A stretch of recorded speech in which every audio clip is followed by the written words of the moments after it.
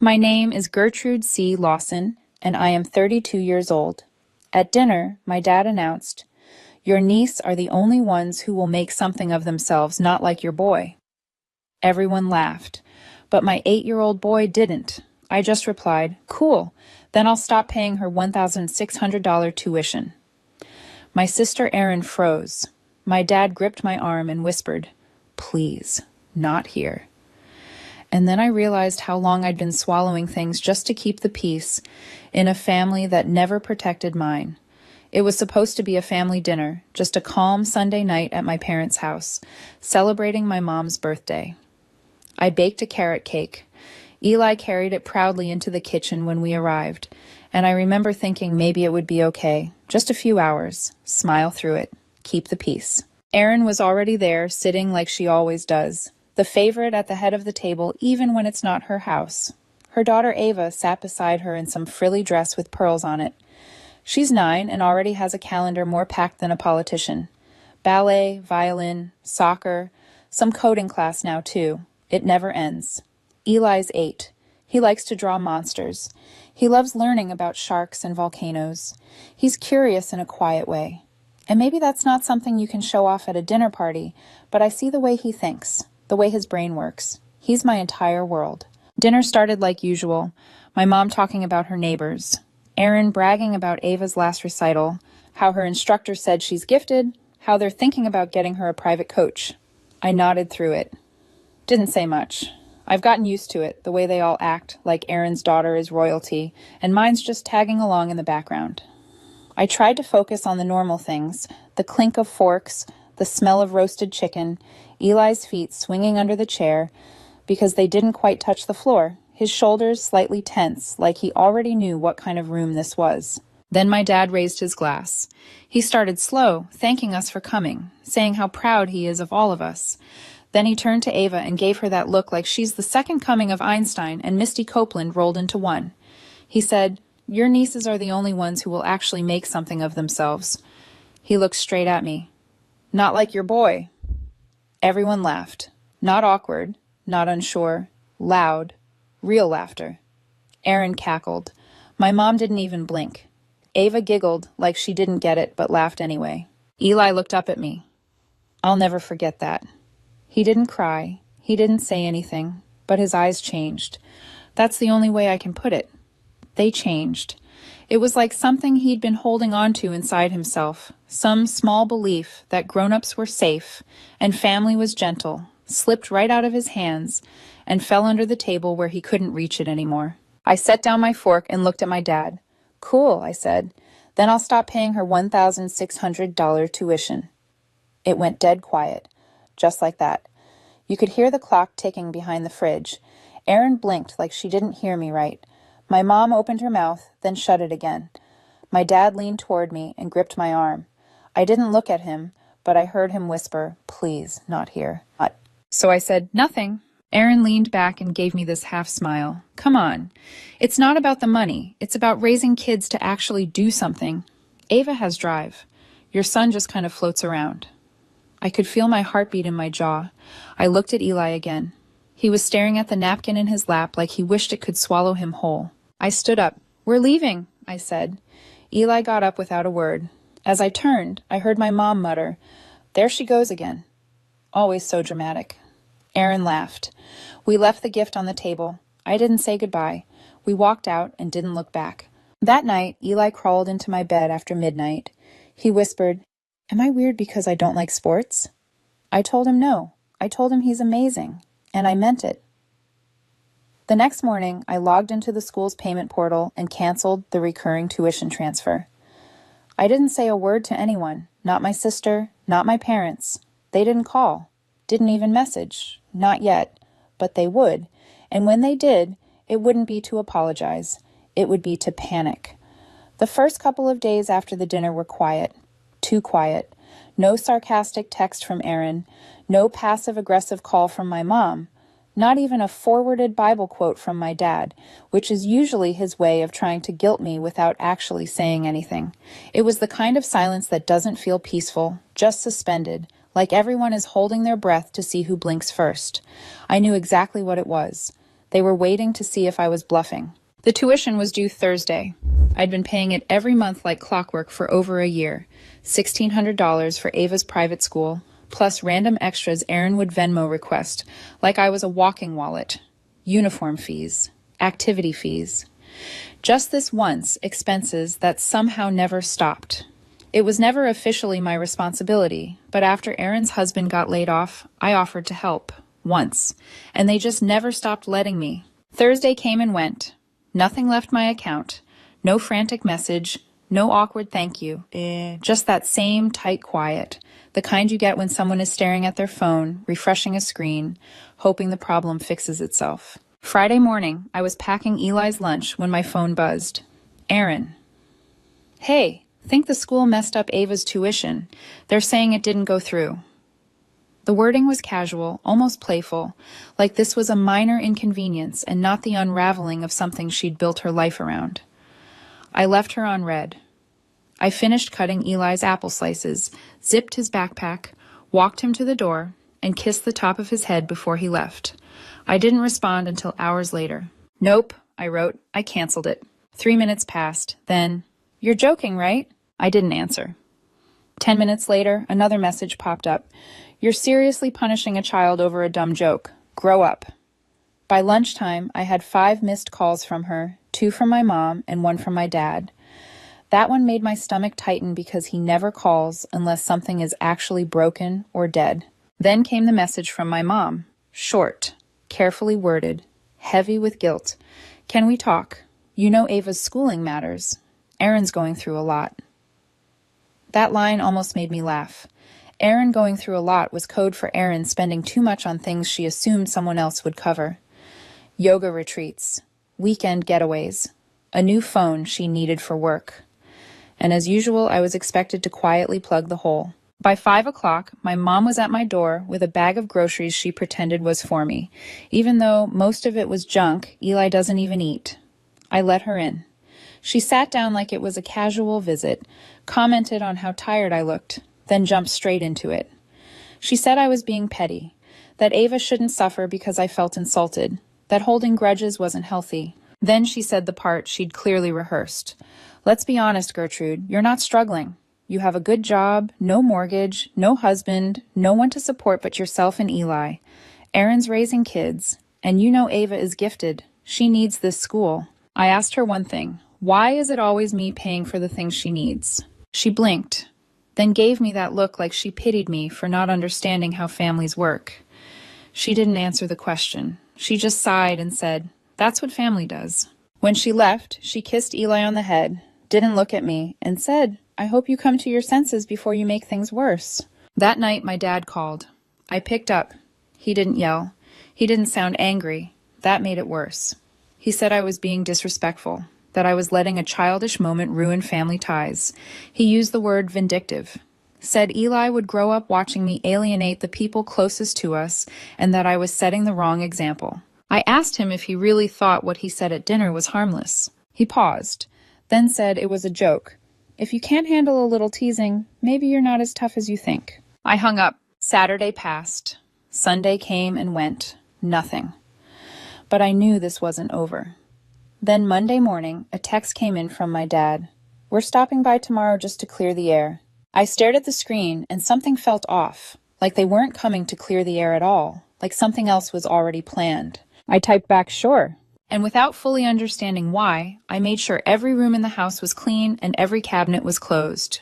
They pulled into my driveway right on time, 10 in the morning, exactly when they said they would. That alone should have warned me. My family is never on time unless there's an agenda. I watched them from the living room window before opening the door. My dad got out first, shoulders squared, arms already crossed, like he was bracing for a confrontation he didn't want to admit he started.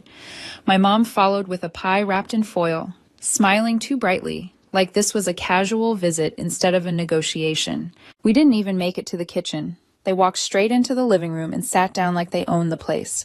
I stayed standing. My mom did most of the talking, the way she always does when they're trying to play good cop, bad cop. She said they just wanted to check in, that the last week had been hard on everyone, that Aaron was emotional and didn't mean everything she said. She mentioned Ava, how confused she was about why school suddenly felt uncertain, how children need stability. I nodded and let her talk. I didn't interrupt. I'd heard this rhythm before. Feelings first, accountability never. The goal wasn't to understand me, it was to exhaust me until I folded. Then she slipped in the line she'd clearly been holding back. She's just a child, Gertrude. You're punishing a 9-year-old because you were embarrassed at dinner. That's not who you are. I looked at her and said calmly, I'm not punishing anyone. I'm just not paying anymore. My dad finally spoke. This is your family. You don't walk away from family. You help when you're needed. I asked, do you think mocking my son in front of everyone was help? He didn't answer. He shifted in his seat and stared past me like the conversation had already dropped below his level of interest. That's when I knew they weren't here to listen. They were here to try something else. The tone changed fast after that. My mom stood up and said she'd heat the pie in the kitchen, that she even brought whipped cream for Eli. She smiled like she'd just scored a point. A minute later, my dad stood too and said he needed the bathroom. I pointed him down the hall without thinking much of it and sat down, suddenly very tired. A few minutes passed. Too many. The bathroom light never turned on. The door didn't close. Something in my chest tightened. I stood and walked down the hall. He wasn't in the bathroom. He was in my bedroom. My dresser drawer was open, the one I kept closed out of habit. He was holding the envelope I'd hidden beneath a stack of old t-shirts. Emergency cash. About $1,000. Money I'd been setting aside quietly for months in case the car broke down or Eli needed something I couldn't cover right away. I stood in the doorway. He froze. For a second, neither of us said anything. Then he looked at the envelope, looked at me, and slowly put it back like this was all some misunderstanding. He stepped around me and walked past without a word. When I followed him back into the living room, my mom was standing by the stove, the pie still untouched. She looked at both of us, and I understood immediately. She already knew. This wasn't a coincidence. It was coordinated, a distraction and a search. I told them to leave. I didn't raise my voice. I didn't explain. I just said, you need to go, now. They didn't argue. My dad grabbed his keys. My mom didn't say goodbye. I locked the door behind them and slid down onto the hallway floor, staring at the carpet while everything settled into place. It wasn't about the money. It was about what it meant, that they saw what I had, even what I kept hidden, as something they were entitled to, that they would cross that line without shame, because I'd always been the one who paid, the one who fixed things, the one who made it easier for Erin to keep falling without hitting the ground. That night I texted Erin, figure it out. I'm done. She replied less than a minute later, unbelievable. You're seriously going to let a child suffer just to prove a point over a joke. I've always known you were jealous, but this is a new low. I didn't respond. I walked into Eli's room instead. He was asleep, tangled in his blanket, one hand resting on his open notebook. Sharks again. He'd drawn a great white with a speech bubble that said, don't mess with my mom. I sat on the edge of his bed and made a promise right there in the dark. I wasn't going to let them touch one more part of our life. Not through guilt, not through shame, not through fake visits or quiet searches. Whatever this was becoming, I was done playing nice. I didn't plan the next move. I didn't sit down and map it out or rehearse what I was going to say. I woke up the next morning, made Eli his breakfast, packed his lunch, and folded a load of laundry like it was any other day. Halfway through matching socks, something in me just clicked. Not anger, not panic, just a clean, quiet certainty. I needed the weight off my chest, and I needed it now. So I got in the car and drove to my parents' house. I didn't text, I didn't call. I knew Erin wouldn't be there. Tuesdays were always Ava's soccer practice, followed by tutoring. The two things I used to fund without thinking. The irony wasn't lost on me. I was finally going back to the place where all the guilt had grown roots, and my sister would be off kicking balls and practicing vocabulary words I'd probably paid for last semester. My mom opened the door and smiled like I was a surprise guest dropping by for tea. Well, look who finally came to her senses, she said. I walked right past her without a word and into the kitchen. My dad was at the table, coffee in one hand, scrolling on his tablet. He didn't look up. Took you long enough, he said. Let's get past all this. I stayed standing. I'm here for my spare keys. That made him look up. My mom made a small sound behind me, disappointment mixed with disbelief, like I'd just said something obscene. You can't be serious, she said. Gertrude, don't be dramatic. Where are they? I asked. She crossed her arms and stared at me, testing how far she could push it. Then she sighed, walked down the hallway, and came back with a small ceramic dish, the kind she used to keep peppermints in. Inside were the keys. My keys, the front door, the garage remote, even the old gate key I barely remembered giving them years ago. I took them all and closed my hand around them. I don't want you letting yourselves in anymore, I said. Not for surprises, not for favors, not ever. My dad stood up then. So that's it, he said. One dinner, and you throw away your whole family. You didn't just insult my son, I said. You humiliated him. You laughed in his face. And when that didn't work, you came into my home and tried to take money from me. He scoffed. You think we need your little rainy day fund. That wasn't stealing. I was checking if you had anything to spare. You've always helped. That's the problem, I said. It's not helping if I'm expected to give. That's exploitation. He stared at me like he couldn't believe I was saying it out loud. My mom jumped in, voice soft, smoothing the edges like she always did. You don't have to make this a war. You know we've always been proud of you. But Ava, she just shows more effort. She has goals. She's not passive like Eli. Passive? I repeated. I didn't mean it like that, she said quickly. I just mean he doesn't seem interested in anything. He's 8, I said. Ava is 9, and you think that makes her better. They both looked at me like I was being unreasonable, like I'd misunderstood something obvious. I shook my head. You think I'm doing this because I'm bitter or holding a grudge. I'm doing this because every time I've tried to protect my kid, you've turned it into a joke. I'm not joking anymore. My mom stepped forward, voice low. You're making a mistake. Eli is going to grow up resenting you for cutting us out.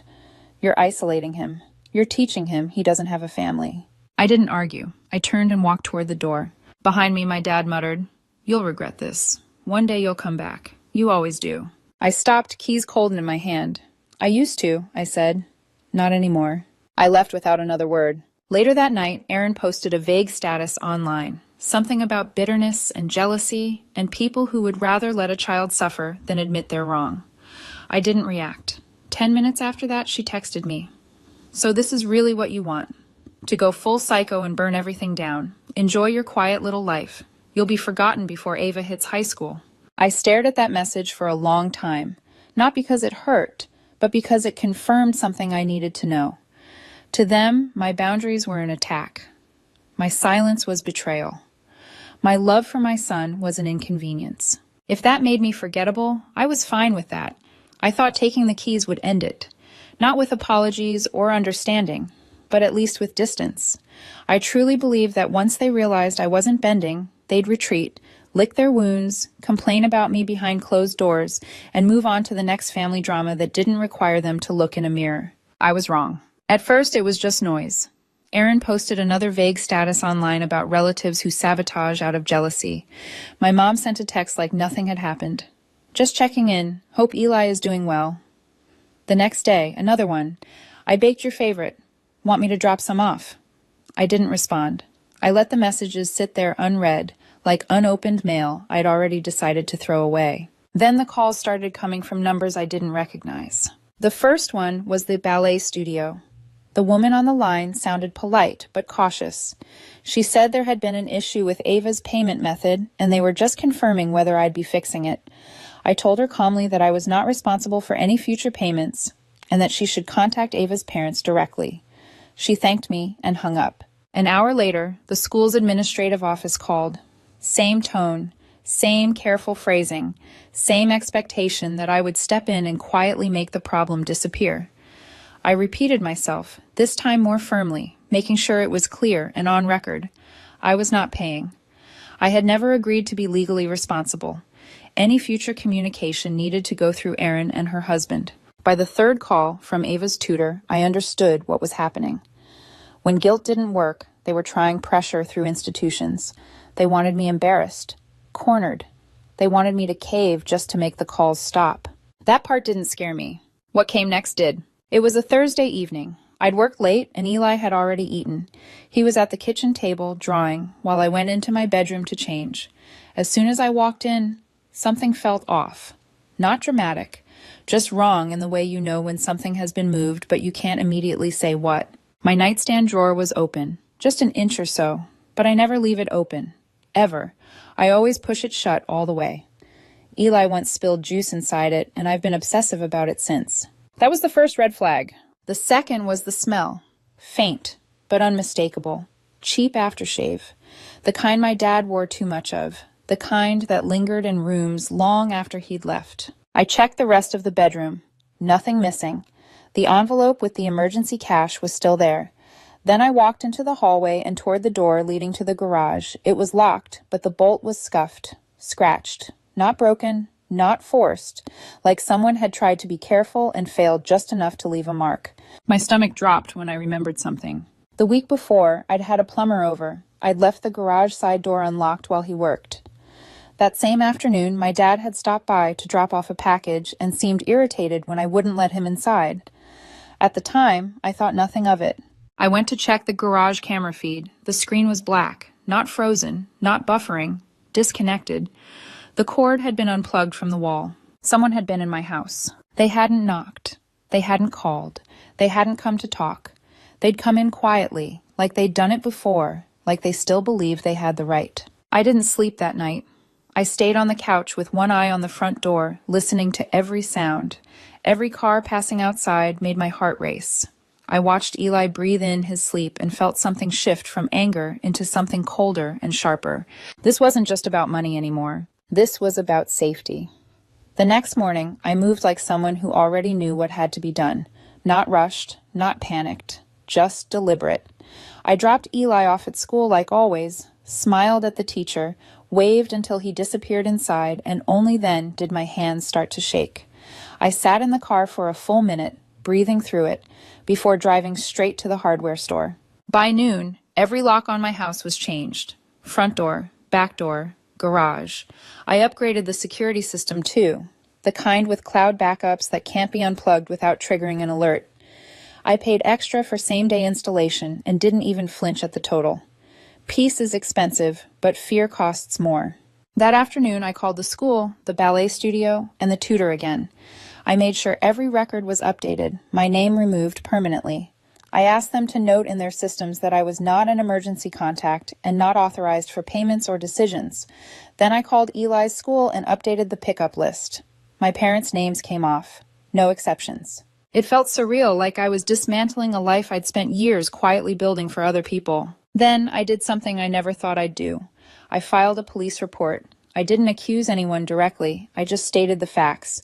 Possible unauthorized entry. Evidence of tampering, security equipment disconnected.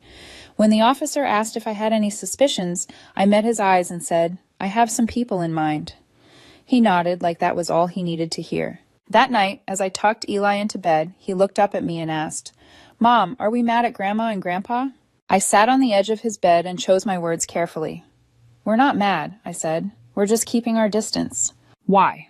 Because they weren't being kind to us. And sometimes, even when someone is family, if they keep hurting you, you have to walk away. He thought about that for a second, then nodded. "I think they were always kind of mean to you." That almost broke me. The next day, a letter showed up in my mailbox. No return address. Inside was a single printed page.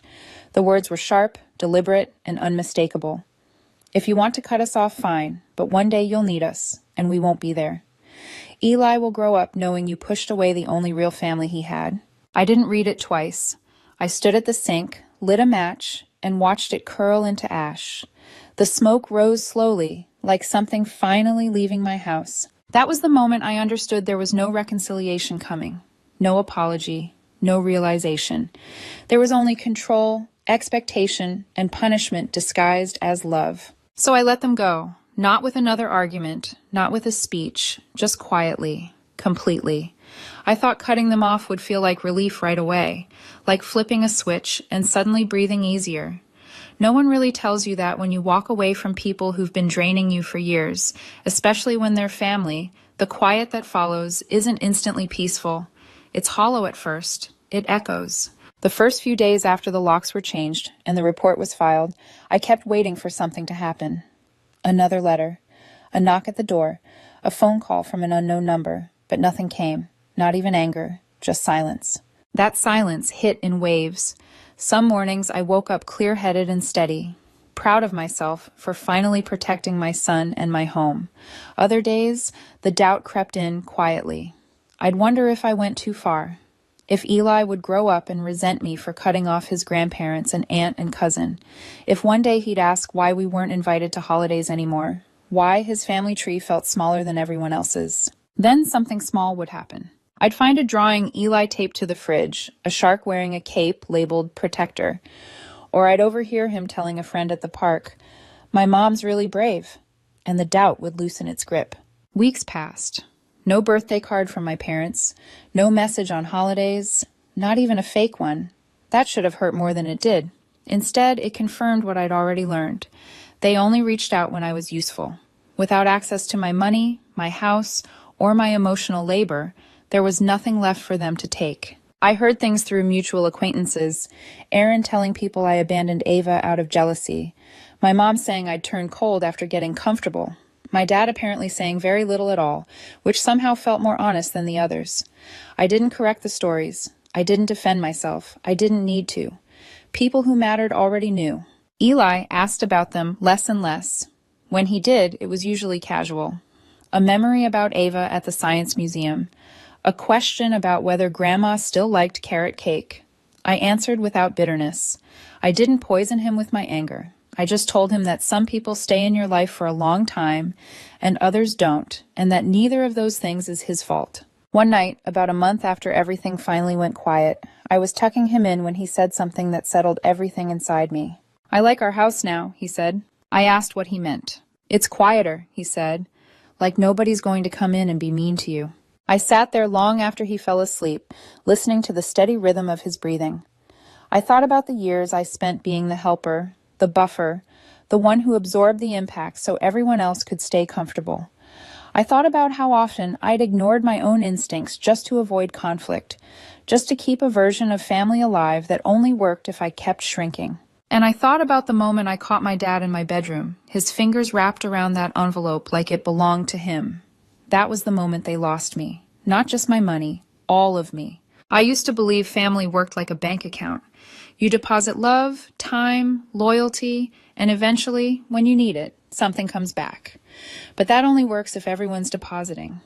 If you're the only one putting anything in, it's not family, it's exploitation. Life is smaller now, but it's cleaner. I budget differently. Not just money, but energy. I say no without explaining myself.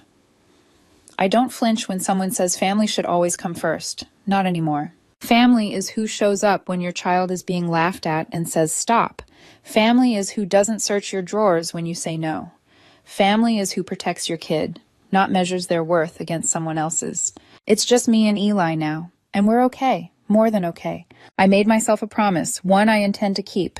No one will ever again sit at a table with my son and make him feel small, not a relative, not a stranger, not anyone, not even blood.